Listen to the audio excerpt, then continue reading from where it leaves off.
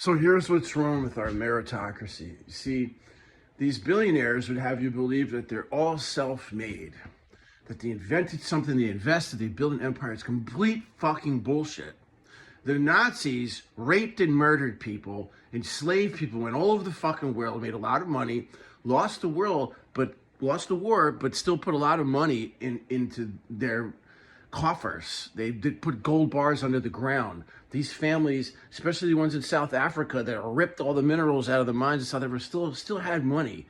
Okay, so little Elon, the peon, okay, has that musk smell to him because it's peon flavor.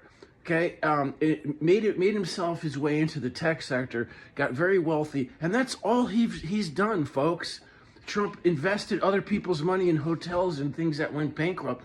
Same thing with all these other techies. They're all doing things to invest in their companies, and they're flopping at the expense of everyone else. And that's not equality. These people need to be reined in and taxed heavily. They're fucking Nazis, and they don't even want to admit it themselves that they're Nazis, because they think they're smarter than everybody, that they're outsmarting everybody. We pay too much for the cost of goods and services because the rich people are too greedy and they don't want to pay more taxes and disperse the wealth equally among people and make sources of energy that are sustainable, like with universal solar energy legislation.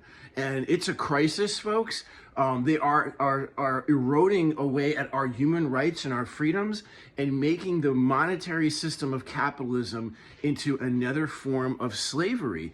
The privatization of the prison industry has allowed for people to lobby and push for going after immigration standards, which are already pretty high. We already have ICE going after the really bad people, you know, and to blame immigrants and to have now some excuse to go into somebody's home to check their immigration status or to somehow harass people is sick, and it's not going to help our economy in any way whatsoever. You can't have somebody who wasn't elected by Congress remove officials who are hired by congressionally elected officials in our federal government and just remove them and say, oh no, I'm going to start running shit. It's a pretty scary situation, folks, you know, you know, it's like we shouldn't have to be spending the majority of our lives working so that the 1% can enjoy this really nice kind of lifestyle, this lavish lifestyle, at the expense of everyone else, and spend most of our time working to make money just to survive.